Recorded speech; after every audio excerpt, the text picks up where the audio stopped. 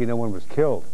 Eric Glasser looks at the cleanup starting on Long Island in South Farmingdale. A flash of light, a gust of wind, and just seconds later, this is all that was left of Bill Hill's home. Trees ripped from the sidewalk, trashed his South Farmingdale house, the pool, and the boat. Within 15 seconds, everything was over. You know, once the heavy wind started, within 15 seconds it was gone. South Farmingdale spent the day digging out from Sunday night's storm. Work crews hacked away at majestic trees that had stood here for 50 years, but snapped like toothpicks in the high winds. What bomb came through here? I didn't know what to think. You know, I was just worried about the house.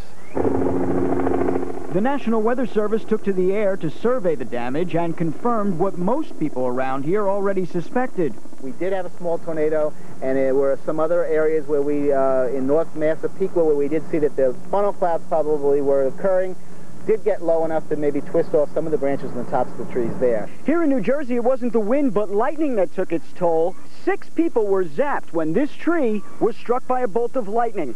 Today, doctors sent 5 of the patients home. 1 is still in critical condition. I saw the light in the tree, and then I feel something so hard in my neck, but I don't know what it really was, because in that time, that was the last thing I feel.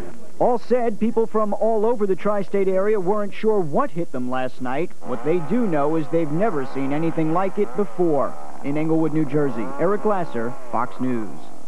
And investigators from the National Weather Service tell us that they also found evidence of winds that come with hurricanes, over 112 miles an hour.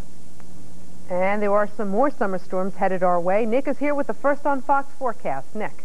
Roseanne, in fact, we have a few of them around the area right now. A little thunder and lightning seen in and around the New York City metro area, some to the north and west. And we'll have a few of them off and on the next couple of days.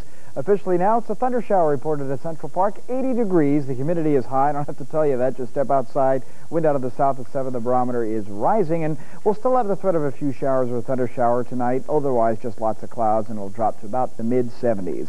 Problem is the jet stream is staying off to our north, so the relief is going to be staying up in Canada. We're going to stay humid at any time one of these little disturbances sort of ripples along that jet stream.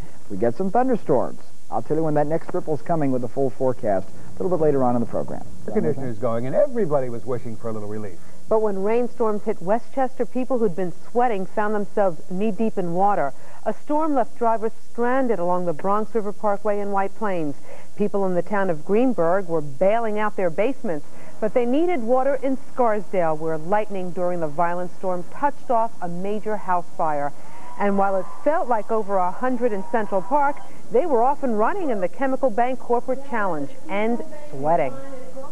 Well, for the very latest now on the storm and the cleanup, let's check in with Penny. She's in Bronxville right now. Penny? John, we drove around Westchester all afternoon, and everywhere we went, there were problems. We saw trees down. It was a total mess. We were, as Rosanna just said, knee-deep in water. We are on the Bronx River Parkway. As you can see, it is still closed. For a couple of hours this afternoon, the skies opened. Parts of Westchester seemed to take the brunt of the fast-moving, dangerous thunderstorms. The rain, wind, thunder, and lightning continued on and off over a 4-hour period. It left in its wake downed trees, power lines, and flooding that closed the Bronx River Parkway and brought the thruway to a halt. Dobbs Ferry got high winds. This wall crumbled under its pressure. It was torrential. I had never seen anything like it. I was walking in about 4 inches of water. For thousands, it was an inconvenience, what with the flooding and the power outages and the stopped traffic.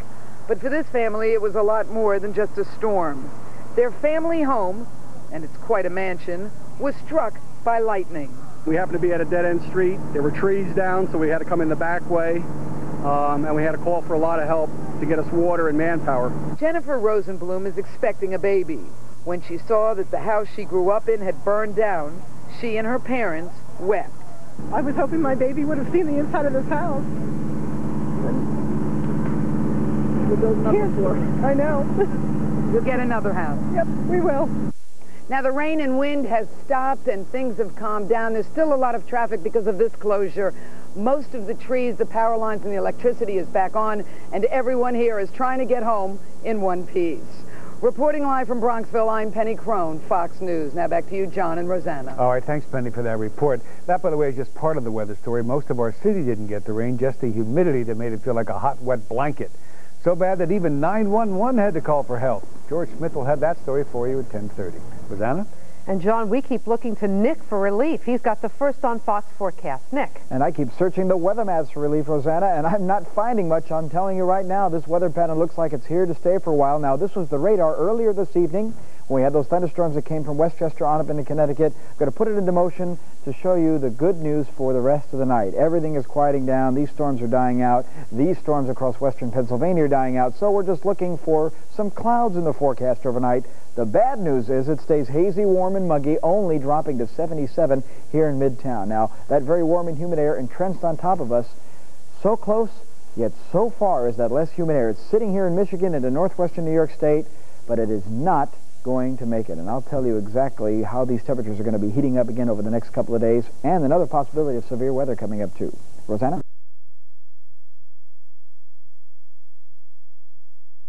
Outages, mending a power grid racked by a huge demand for electricity. Fast-moving storms this afternoon did some damage. In